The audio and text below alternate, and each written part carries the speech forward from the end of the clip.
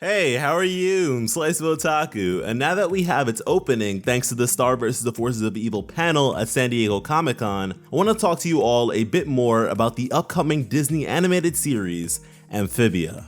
Now, ever since the announcement of this series, I have been heralding it as my golden child, essentially my draft pick in this upcoming wave of new cartoons, if there were such a thing. Which isn't to devalue or understate the likes of the Owl House or Infinity Train, which I have no doubt will be amazing shows and will only further propel the medium forwards, but something about Amphibia and its concept gripped my attention. And the moment I saw this piece of concept art, I was suddenly entranced by the possibilities of this world populated by frogs.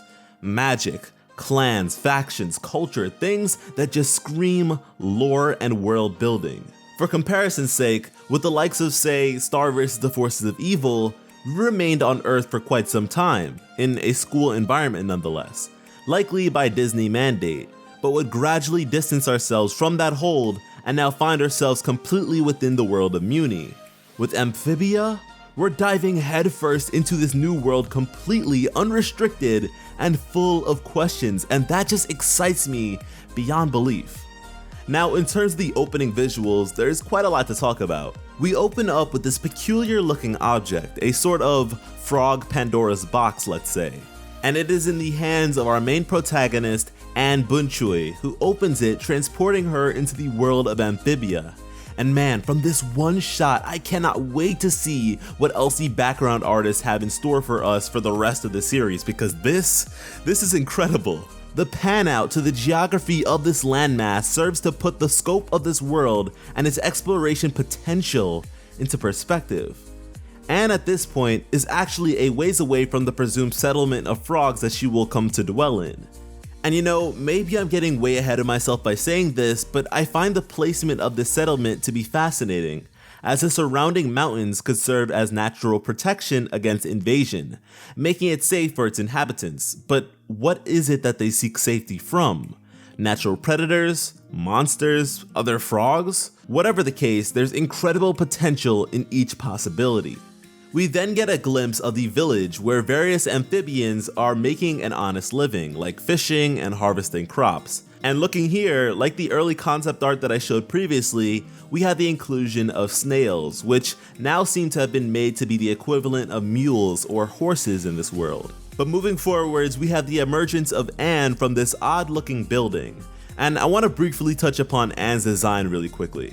Apparently, she's Thai American, which is a cultural background that I've yet to see encapsulated in any noteworthy cartoon characters. And so that sort of representation could potentially go a long way. In terms of her attire and upkeep, I find it pretty funny that this disheveled, dirtied outfit is her official character design, which we can expect to remain for quite some time. With the artwork associated with the announcement of this series, I was under the impression that the foreign particles in her hair and missing shoe were temporary, but it would seem that that is not the case. But anyways, up from out of the above window, we have her friend Sprig in a sequence that displays his eagerness for exploration, as well as his clumsy and or oblivious nature. And inside there is an elderly frog, very much focused on some sort of research or literature, providing a sense of his knowledgeable or wise traits. And below there is a female tadpole, which lets us know that the stages of growth for frogs is intact here, and if there is consequential time progression within this series, which there likely will be, witnessing the physical growth of this character could eventually give us a sense of time passage if not otherwise explicitly stated. From here, Anne and Sprig take off on their various adventures, just making this world seem very, very interesting. And I just love the expressiveness of these characters, particularly Sprig, who looks like a bundle of fun. We get to see this massive, monstrous, foul-looking creature, which only sparks my interest in the wildlife of this world all the more, followed by this massive swamp fish creature, and then we get a quick glimpse of a dungeon of sorts with a trap endangering them. Which is super cool because, I mean, what's a fantasy world without dungeons to explore, right? But soon after that, we have Anne and Sprig faced by the ominous threat of monsters arising from the mud. Now in this situation, Anne pulls out her tennis racket and is ready for war, but Sprig is just straight up terrified, and with that, I'm assuming that Sprig will more so be able to contribute in the exploration and navigation department rather than being a notable combatant, which is okay as Anne is the one undergoing the path of the hero apparently. We then have a celebratory moment interrupted by a massive frill-necked lizard, which just makes me think about the wildlife even more. Following that, we have this oh so ominous photo of Anne and the two other girls present at the start of the opening, with BFFs written below. Now, this is sort of contradictory to the early description of the series that we received, stating that Sprig was Anne's first true friend. And so I'm rather perplexed by this. Considering she's been transported to another world entirely, it's possible that Anne suffers from a case of amnesia, incapable of recollecting things prior to her introduction to the world of Amphibia, which, as far as I'm concerned, could be really cool as it adds another layer of intrigue and mystery as to who she was and what she left behind. Something that she could gradually uncover as she simultaneously does the same with her new environment. And visually speaking, Anne's placement in this photo, despite being the main character of the series, is noteworthy as she isn't in the middle and her eyes are closed, possibly alluding to her failure of perceiving the true nature of her supposed best friends. Or maybe at the time of her opening the box there was this misunderstanding that never got addressed. There are many possibilities here, so we'll just have to wait and see, but with a flash of lightning, we can see a sort of tower in the background, which could be the potential dwelling of some sort of opposing force. Some yet to be disclosed danger lurking in or behind the mountainous area that we spoke of that naturally keeps the village safe.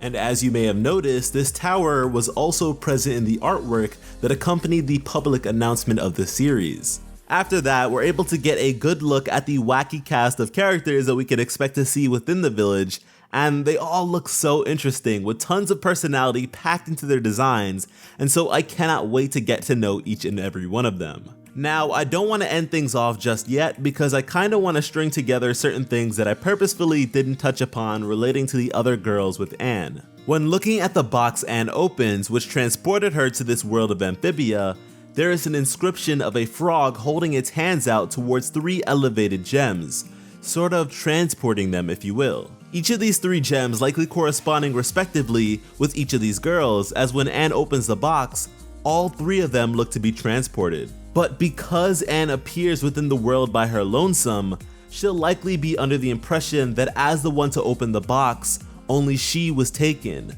Meanwhile, the other 2 girls are likely to also be separated, with both of them not making it to the same frog village that Anne does, and so where they end up and eventually come to reside could develop their characters in wonderfully different ways. And you know, it's common for former allies to align with opposing forces in fiction, so I'm betting the same will become of at least one of them at some point, possibly by mistake. And just throwing this out there, maybe there's a conflict between frogs and toads, I don't know.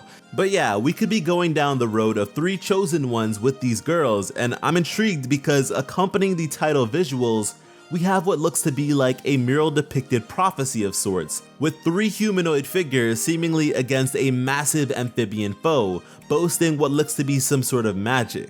Up top, we have what vaguely looks like Anne wielding a sword, which is so cool and serves to be something we may gradually work towards as she develops as a hero. And with her usage of a tennis racket, it kinda reminds me of Connie from Steven Universe's progression from tennis lessons to sword proficiency. In the middle, we have someone wielding what looks to be like a bow and arrow. Being a ranged combatant, their placement makes total sense here. And the final figure is mostly blocked out by the title, so I can't say for sure. But yeah guys, this is Amphibia, and once again, I can barely contain myself with anticipation. Like, I've been telling my friends not to sleep on this show because it is sure to be nothing less than incredible, and I plan to be there with it every step of the way. Let me know how you feel about this series, its opening, and if you're excited for it to come to Disney in 2019. Thank you all so much for watching and have an awesome day. I love you.